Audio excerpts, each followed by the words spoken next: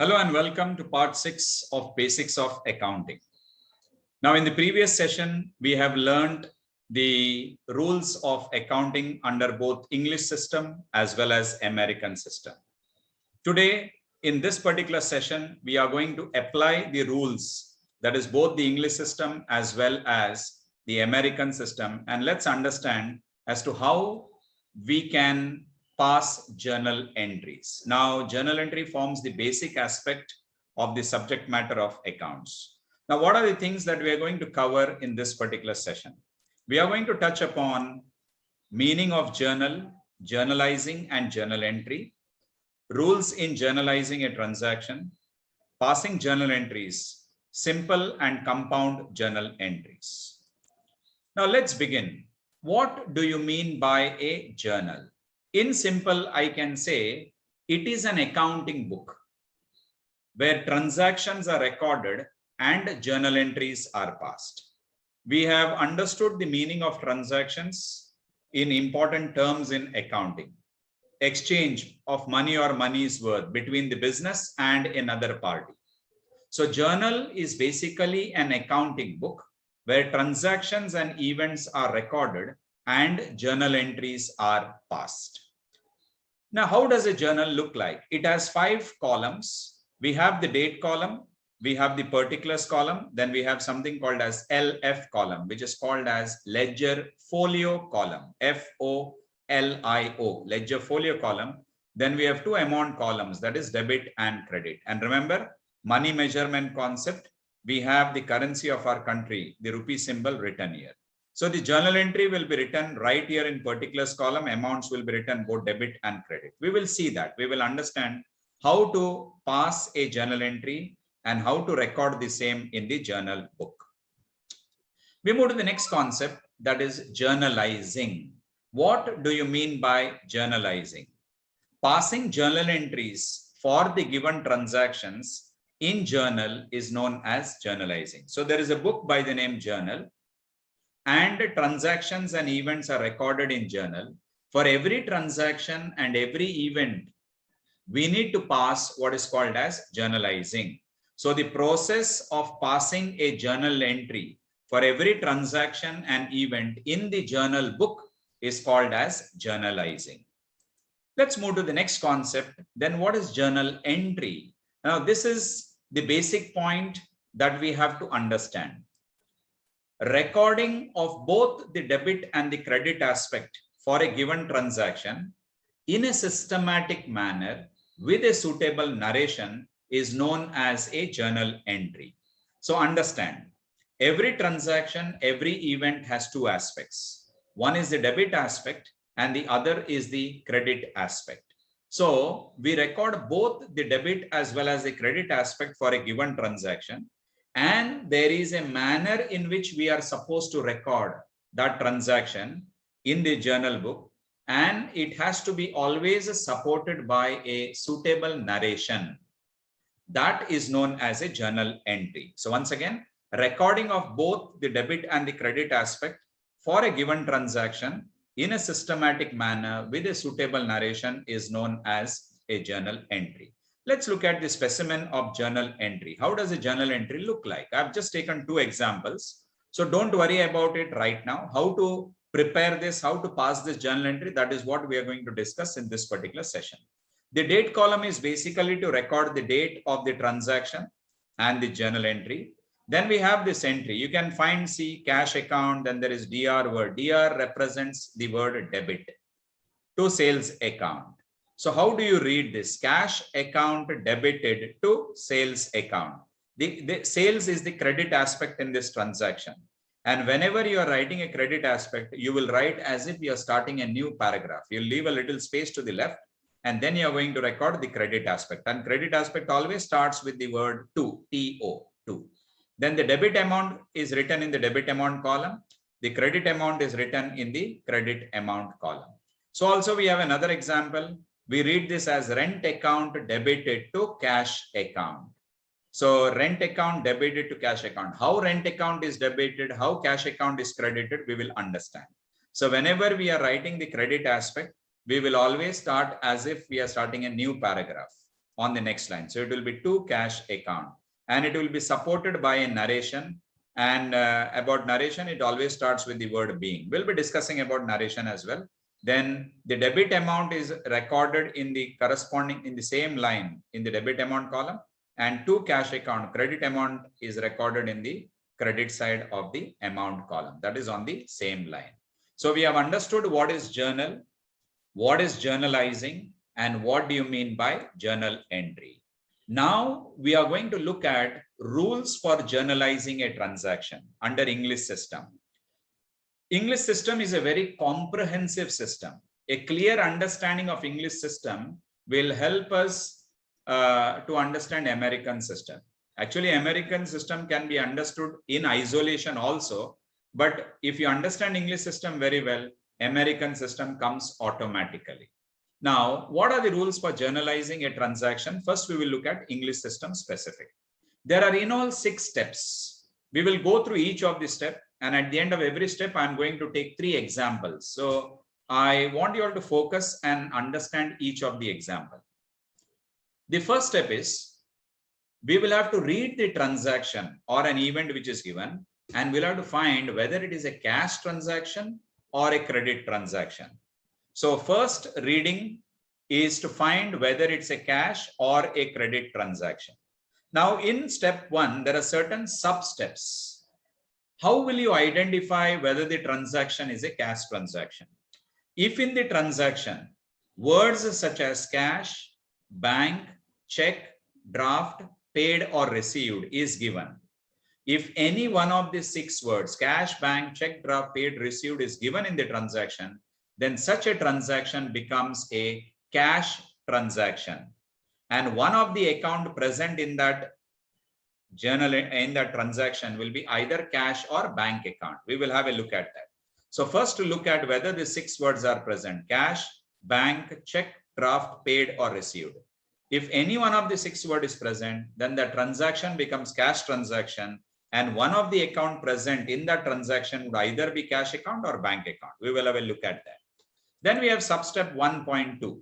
Now suppose if these words cash, bank, check, draft, paid, received is not given in the transaction, and instead name of the party is given.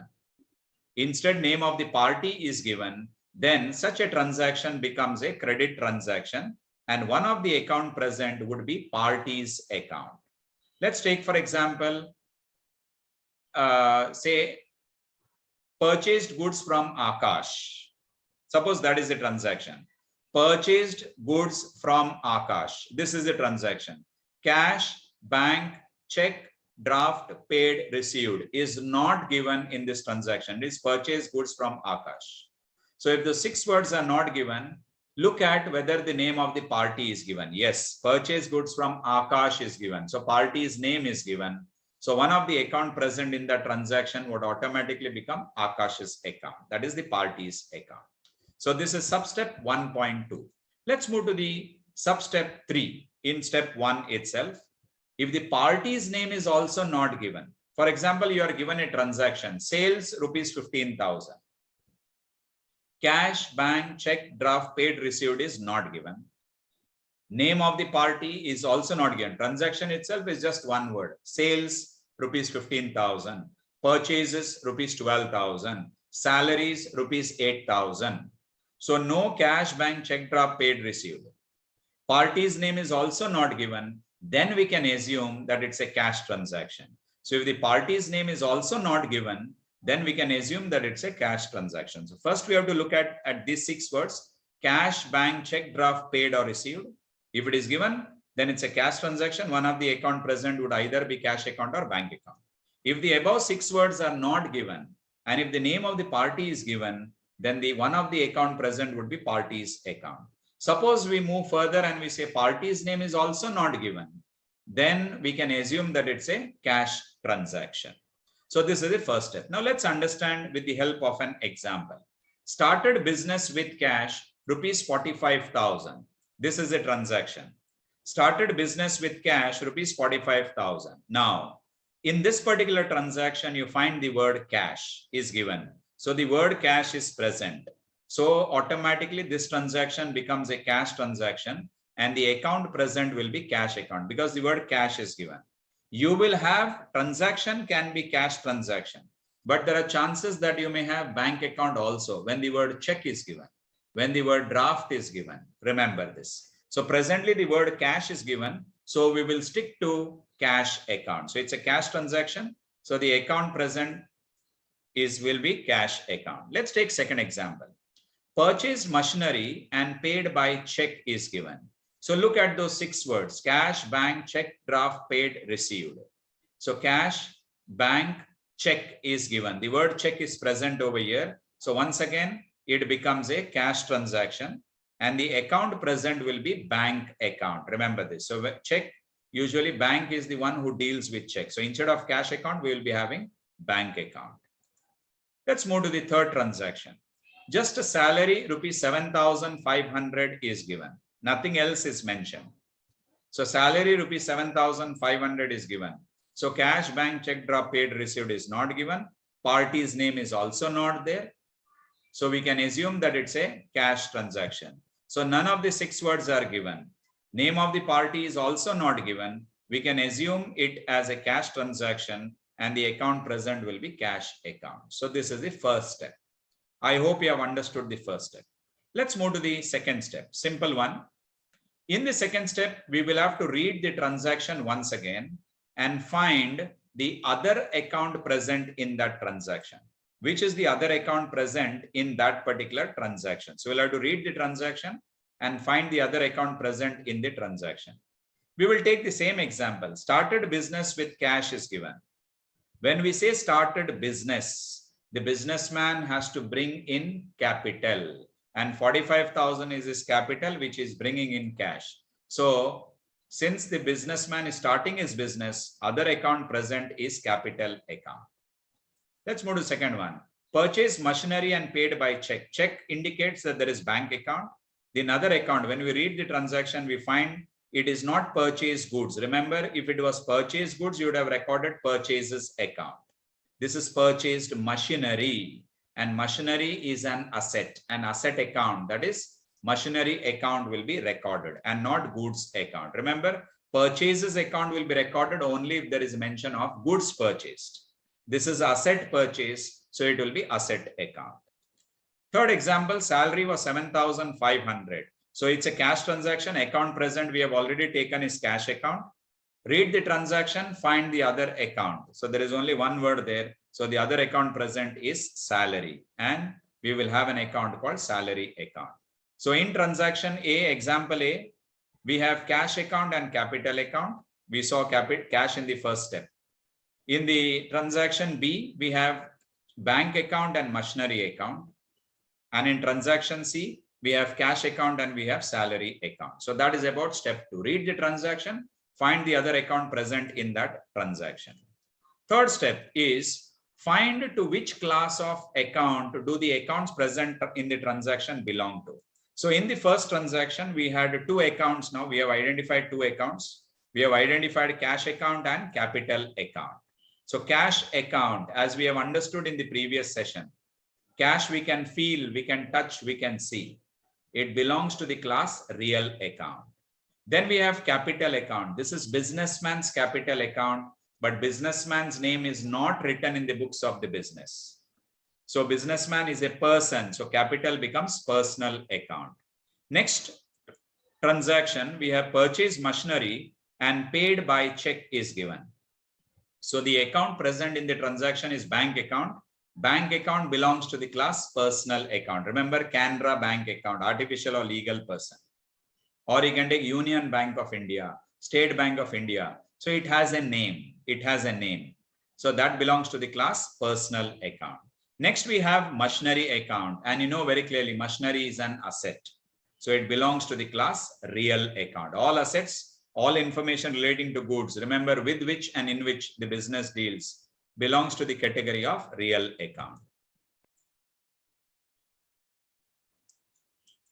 Transaction C, salary rupees 7,500. So we have cash account. Cash account belongs to the class real account. As you see, cash will be more or less repeated in almost all transactions. And then we have salary account. Salary is an expense, and nominal account rule says debit all expenses and losses. So salary belongs to the class nominal account. So this is about step 3. Find to which class of account do the accounts present in the transaction belong to. So we have identified 2 accounts in each of the transactions, and we now know whether they belong to real account, personal account, or nominal account. One important point for the learners of the subject that you have to notice, you can have any combination. You can have both real account, you can have both personal account, you can have both nominal account also. You may have real and nominal, personal and real, personal and nominal. Any combination is possible. So we need to check to which class of accounts, this account present in the transaction belong to. Let's move to the 4th step now. We now have to apply the rules of the concerned classes of account, personal account rules, real account rules, nominal account rules, and find whether the account present in the transaction must be debited or must be credited. This is the application of the personal, real, and nominal account rules. So before I proceed further, let me remind you, personal account rule, debit the account of the receiver of benefit, credit the account of the giver of benefit. Real account rule, debit what comes in, credit what goes out. Nominal account, debit all expenses and losses, credit all incomes and gains. Let's remember the debit and credit rule of various classification of accounts. So in transaction A, we had cash account and capital account. Cash belongs to the class real account. And when the businessman, say, started business with cash, so businessman is bringing cash into his business. So from the business's point of view, remember all accounting records are from the business's point of view. And from the business's point of view, cash is coming in. So debit what comes in. So cash account is debited. The other account that was present was capital account. And as I said, capital account belongs to the class personal account. It is businessman's capital account. Businessman is giver of benefit to the business. So businessman is giving the benefit of business. So he is giving. So personal account credit rule, credit the giver of benefit. So as far as transaction A is concerned, cash account will be debited and capital account will be credited. Let's move to transaction B. We had bank account and machinery account. Bank account belongs to the class personal account. And when we are purchasing money, our bank account is the giver of money. Our bank is going to give money to the vendor from whom we are purchasing machine. So since we are the giver, bank account will be credited. And when we are purchasing machinery, machinery is an asset, belongs to the class real account. Machinery is coming into the business. So debit what comes in. The real account rule will be applied and debit what comes in. So machinery account will be debited. And in the transaction C, we had cash account and salary account. When we are paying salary, cash is going out. Cash belongs to the class real account. Apply the real account rule. Debit what comes in, credit what goes out. So when we are paying salary, cash is going out. So credit what goes out. And salary account belongs to the class nominal account. It's an expense. Nominal account rule says debit all expenses and losses. So this is how we apply the rules of the concerned classes of accounts, personal, real, nominal, and find which account is to be debited, which account is to be credited. Coming on to the 5th very, very important point. Now we have here cash account is debited. In transaction B, we have machinery account debited. In transaction C, we have salary account debited. Why am I stressing on the account which is debited? Because when you are writing the journal entry, debit aspect will always be written first. So let's look at that. Debit the account to be debited and credit the account to be credited by passing a journal entry. This is a rough journal entry that I'm showing you right now. So first we are going to record debit, then we are going to record credit. So first transaction, A, cash account debited. I haven't prepared columns here. We will see that. Proper journal entries after step 6. Cash account debited. Transaction value is 45,000 rupees to capital account. So credit aspect will be written in the next line. that is as if we are starting a new paragraph, to capital account 45,000, amount written in the credit amount column. Second, machinery account is debited. So amount written in the debit amount column, 25,000. Cash is the credit aspect, to cash account 25,000. And the last one, we had salary account debited and cash account credited. So salary account debited to cash account. We record the amount of the transaction. So this is about step 5. Debit the account to be debited, credit the account to be credited by passing a journal entry. And remember, this journal entry is incomplete still because it has to undergo one more step, and that is step 6. We will look at step 6 now. Writing a suitable narration below every journal entry. Now, what is narration? Narration is nothing but an explanation as to why the above entry is passed, why the business has passed this particular entry. So it's an explanation, and very important point, narration always starts with the word being. It always starts with the word being. So we just saw 3 journal entries, but without narration.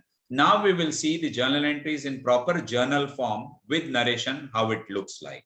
So transaction A, since a date is not mentioned, I've just written A, B, C to identify transaction. Cash account debited to capital account. So debit word you can write it to the far right of the particulars column. 45,000 in the debit amount column to capital account, 45,000 in the credit amount column. And as I said, if you write only the debit and the credit aspect without narration, journal entry is incomplete. Narration always starts with the word being. Being started business with cash. Second, we had machinery account debited to cash account, 25,000 in the debit amount column, 25,000 in the credit amount column. Narration starts with the word being. Being machinery purchased. Similarly, third entry was salary account debited to cash account. So record salary account debited. Credit aspect as if a new paragraph to cash account. We record the amounts. Being salary paid.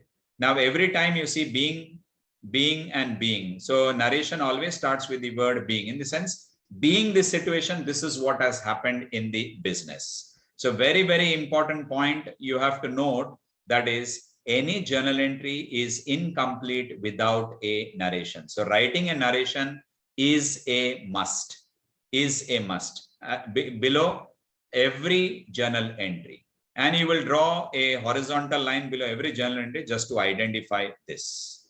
And this is how the format of journal and the journal entry looks like. This debit, which is recorded over here, can be recorded to the far right of the particulars column. It can be recorded over here. There is absolutely no problem at all. And this is what is called as a proper journal entry. So if I go back to the meaning of journal entry, recording of both the debit and the credit aspect for a given transaction in a systematic manner. So this is a system how you record debit aspect first, then credit aspect with a suitable narration. So narration is also to be written. So this completes understanding passing of journal entries under English system. Now we will look at what are the rules for journalizing a transaction under American system. Very interesting. When I say very interesting, you will find it very, very easy. Now I'll tell you the reason why you will find American system of accounting very easy. So first is, we need to read the transaction. That is the basic point. And after reading the transaction, find out which of the element of accounting is involved, whether asset, whether liability, whether equity, whether income or expense. So identify the element involved.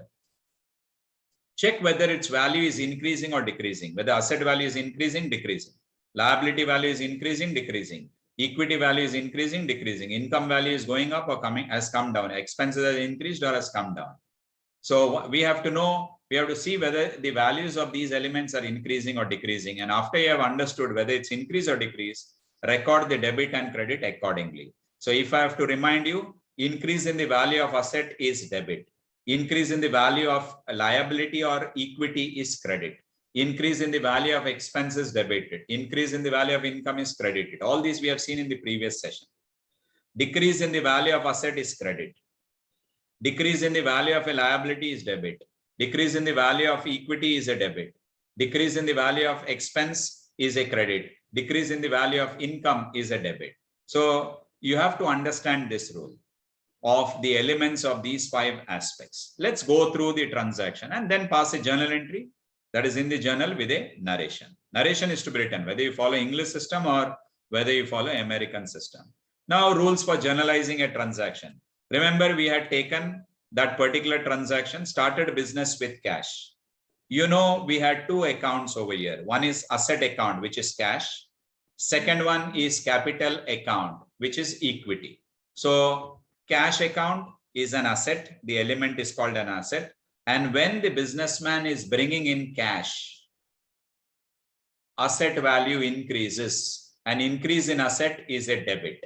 Remember this, increase in asset is a debit. Started business is capital. Capital means equity. So capital value, equity value also increases. So equity value increase is a credit. Remember, liability and equity value increases, it's a credit. Let's move to transaction B. Purchase machinery and paid by check was given. So we have an account called bank account. Bank account is an asset. So when we are purchasing machinery, it is bank account. The asset value is going to decrease. Bank balance is going to decrease. So that account is credited. Instead of cash, we can take it as credit bank. Then we have machinery account. Machinery is an asset. When the business is purchasing machinery, machinery value will increase, and that is debit. Asset value increases is debit.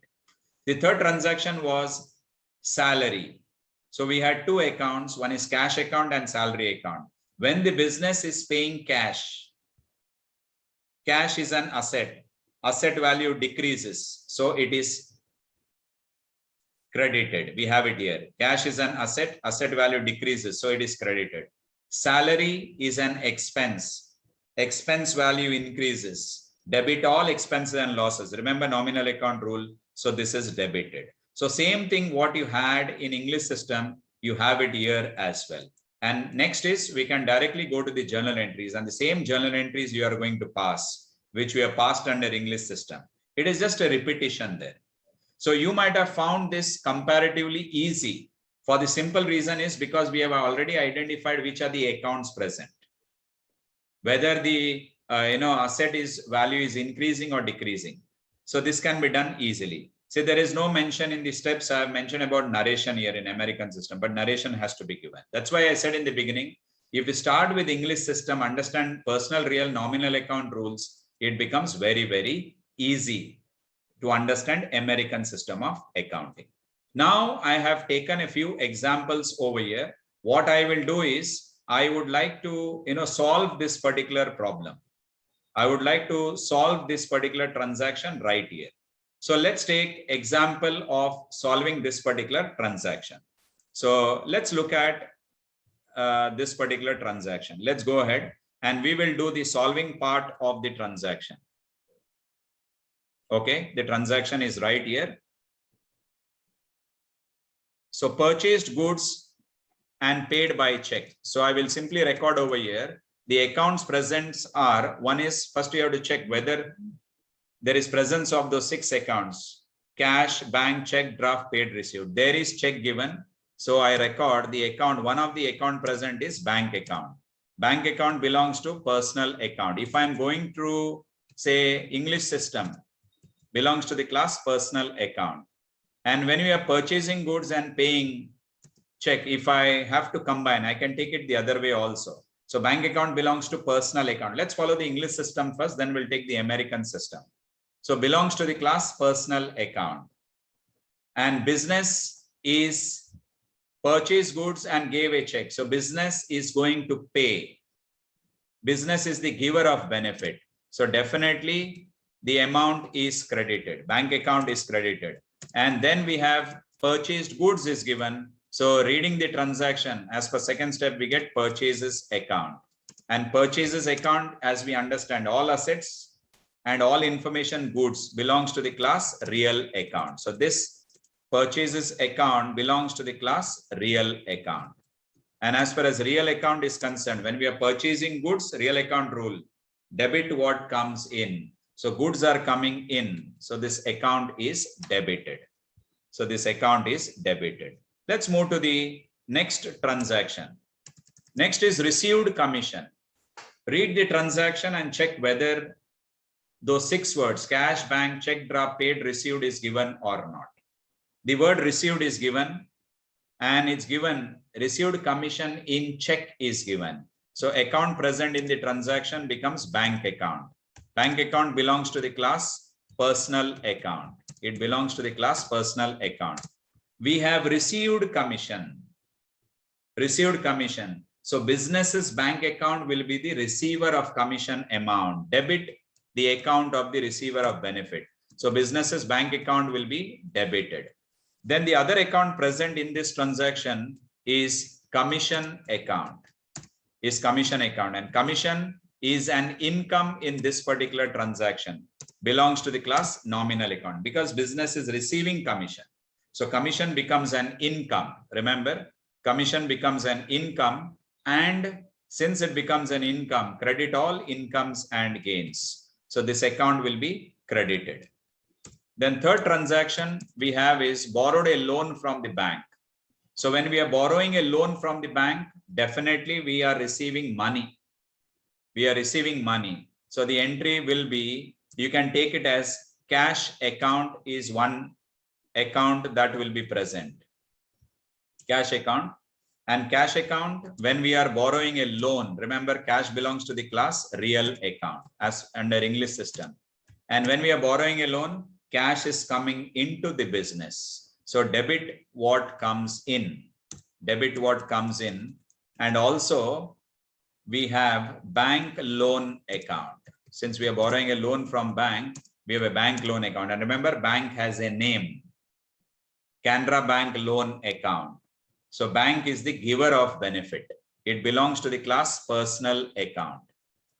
So it belongs to the class personal account, and bank is the giver of benefit. So this account will be debited.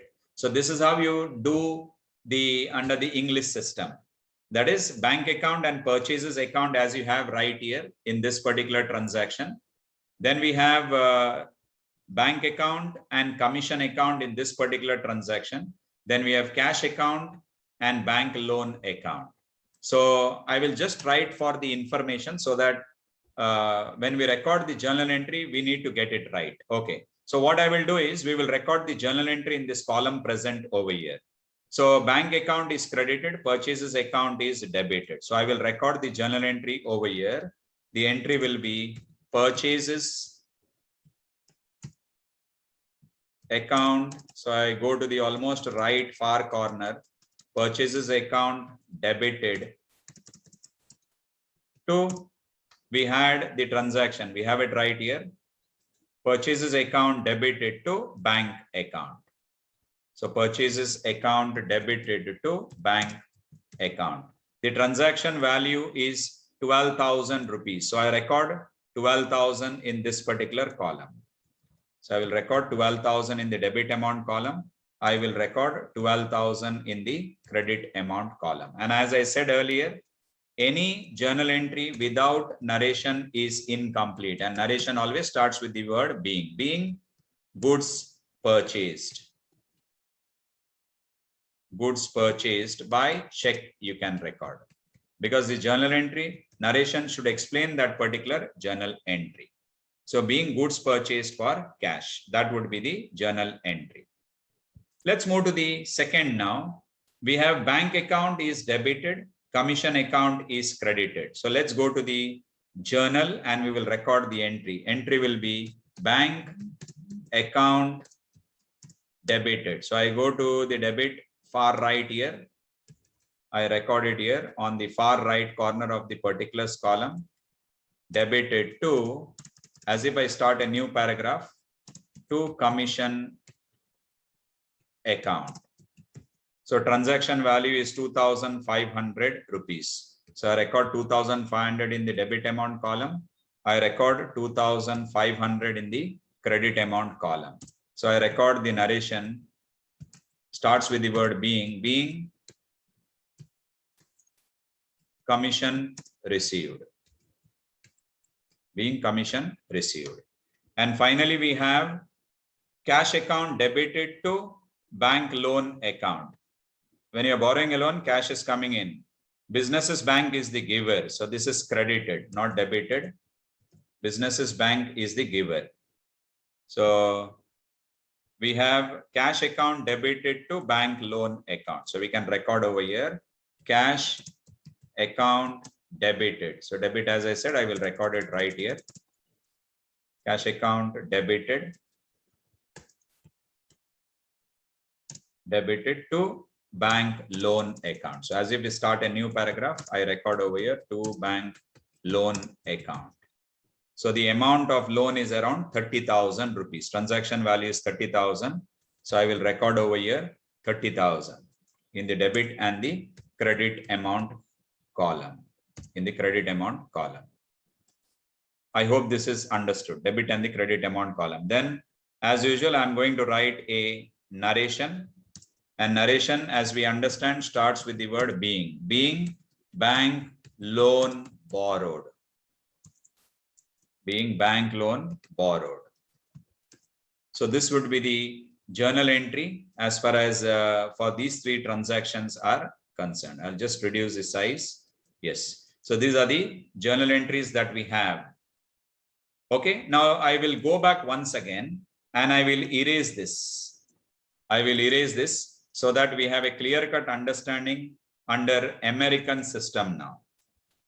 How does it look like under American system? So let's understand. Let's go back to the first transaction. I record purchased goods. Now we have purchases. So point to note, purchases is an expense for the time being. Purchases is an expense. So I record over here expense. Okay. And expense purchases. So expense is increasing. So expenses, we say increase in expense. I record over here. Okay. Account name I can record. Say expense, I write in bracket over here. I will record purchases.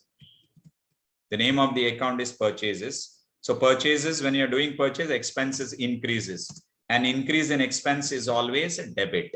Remember this. Increase in expense is always debit. Then we have bank account. Bank is an asset. So I will record over here asset. In bracket, I will write the name of the account, say bank. And when we are purchasing, our bank balance is going to decrease. Bank balance is going to decrease. So asset value decreases. When asset value decreases, it means very clearly it is a credit. It is a credit. Let's come to the second transaction now. Received commission. We are talking about income. Income, in bracket, I will write commission. Income name is commission over here. When you're receiving commission, income is increasing. So increase in income. Increase in income. Credit all incomes and gains says nominal account rule. But American system rule says increase in income is a credit. Is a credit. Then it's given asset. Asset is given. An asset, as we know, the name of the account over here is bank. So I record in the column as bank. And when we are receiving commission, our bank balance asset is going to increase. So when asset increases, it's a clear note that it's a debit. It's a debit. And the third transaction we have is borrowed a loan from the bank. So definitely we have a liability. Liability I record over here, bank loan. And bank loan, when you're borrowing a loan, liability increases. Liability increases. Increase in liability is always a credit. Increase in liability is always a credit. And over here, there is an asset. An asset is when you're borrowing a loan, business is going to receive money, cash balance. And cash balance is also going to increase. So increase in asset is a debit. Increase in asset is a debit. So now this is what we have to do. Let's check the journal entries now. Always we record the debit aspect first. I've written the names of the accounts over here. Purchases account debited to bank account. We will go there. Purchases account debited to bank account, whether English system or whether American system. Let's go to the second one. Income, we have commission. It is credited. Bank, it's a debit. So bank account debited to commission account. So let's look at the second entry, bank account debited to commission account. So you have the same entry as you had even in case of English system. Third one is bank loan is a credit, bank loan account, and cash account is a debit. So the entry is cash account debited to bank loan account. We have cash account debited to bank loan account. So this is how, we have as to how we are going to record this transaction. We have just recorded this. So this is how you pass journal entry, whether you follow English system, whether you follow American system. Please note, don't think that American system is easy, because we had explained everything. If I go back, just check. Expense was mentioned, but what is the name of the expense over here? Asset. What is the name of the account? Because all these are not easily available. Because when we say asset purchased, you're going to record asset and not an expense. So you need to be very clear as to which element of accounting is affected in that transaction, whether asset is affected, liability, whether equity, whether income, or whether expense. And within that asset, which asset? Within that liability, name of the liability. Within income, name of the income. Within expense, name of the expense. Because expenses are plenty, salary, rent, insurance, quite a few will be there. So you have to note that very, very clearly. So these are the journal entries that we passed just now. Okay, so I hope this concept of passing journal entries under both English and American system is very, very clear. So thank you very much for your company. And if you'd like to connect with me, here is the email and my phone number as well. So thank you very much.